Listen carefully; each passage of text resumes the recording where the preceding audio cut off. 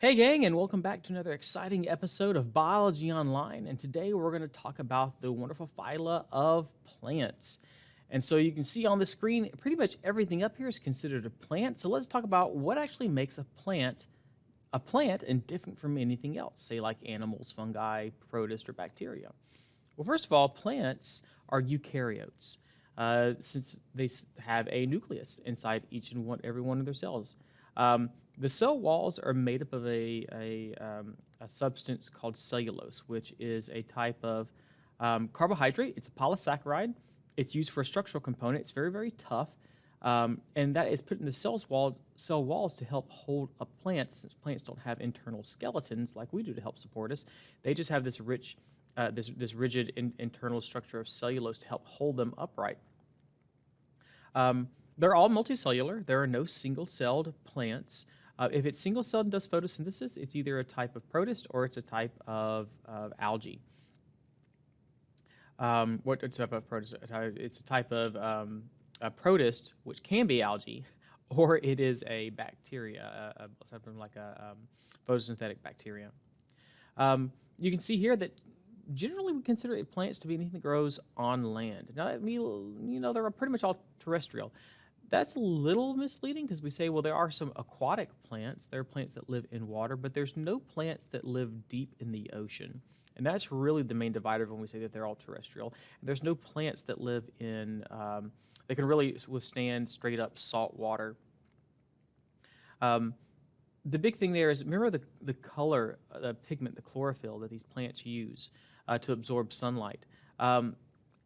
When sunlight hits water, it absorbs, it gets absorbed, and only certain wavelengths can make it far down. That's why we saw those red algae and those brown algae that grow in deeper water.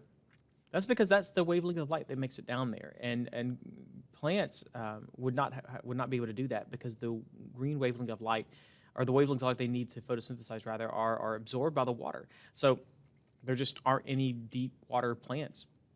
Some can grow in ponds and stretch up to the top like lily pads, and can grow in shallow water along the banks. But for the most part, no really plant grows.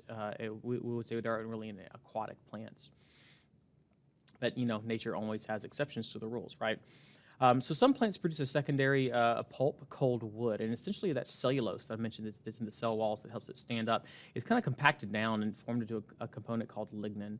And lignin is essentially what wood is, and wood is extremely, extremely tough. And so if plants want to get larger than just a few feet tall, having a better support system is necessary, and so the wood acts as that. And so we see plants actually reach devastating heights. In some cases, the largest organism on our planet in terms of height is actually a giant redwood sequoia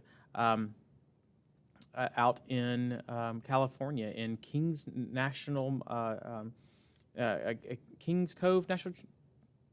Canyon. It's Kings Canyon National Park.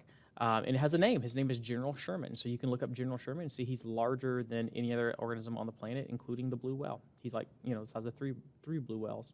He's huge. Big, big, big tree. And here's some different parts of plants. We can see the leaves, the stem, the roots, flowers, fruits, seeds, all that stuff that we know of that plants have. And so one of the big things about plants is going to be their life cycle. This is a really weird one. It's called alternation of generations. And it's this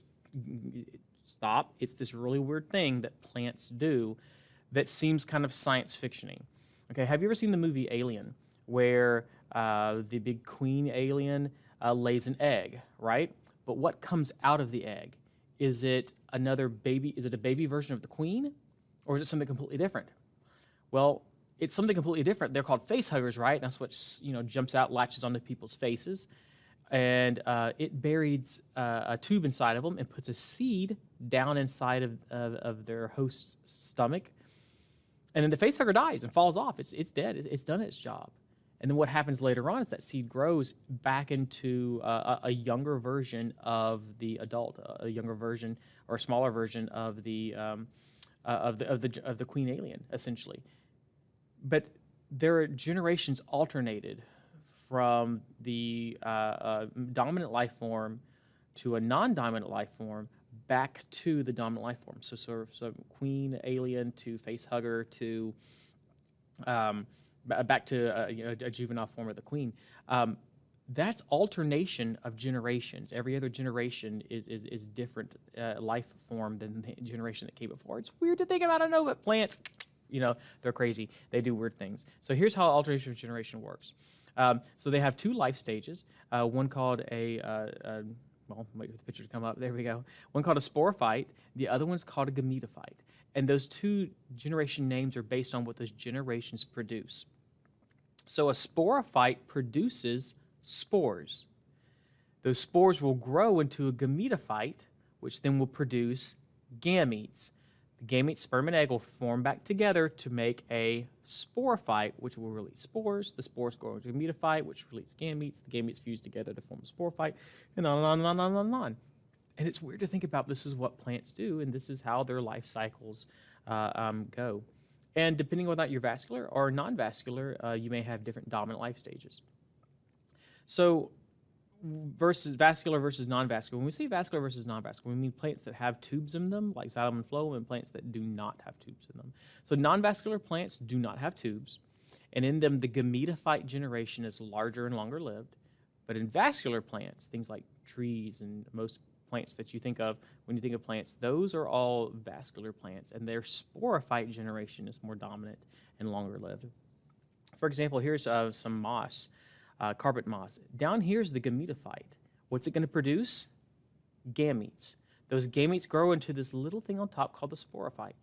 What is that sporophyte? It's got a capsule on the top. What's it going to produce? Spores. Those spores will then grow back into the gametophyte. So this little green carpety moss that's on the ground is there all the time. The sporophytes only show up during reproduction. So the gametophyte is larger and longer lived. But on the other hand, we have a vascular plant. And for the vascular plant, the gametophyte is tiny. It's tiny. It's called a prothallus. Right? It's just very, very, very tiny. Well, for ferns, it's called a prothallus. And the prothallus is a gametophyte, so it produces gametes, egg and sperm. Those egg and sperm fuse together and form and start to grow into the sporophyte generation, right? And that's the actual fern. How do we know this is the sporophyte generation? Well, if you take one of the leaves, it's called a frond, turn one of the fronds over, you'll see these little brown dots all over the place. These are called sori, and sori are full of sporophyte generation, so it's going to produce spores. Exactly, the sori is actually full of spores. So when you look at something like a pine tree is a sporophyte. The cones that it produces are the gametophytes. Weird to think of, but that's how it is because they have alternation of generations. It's very science fiction-y sounding, but in reality, it's very science fact.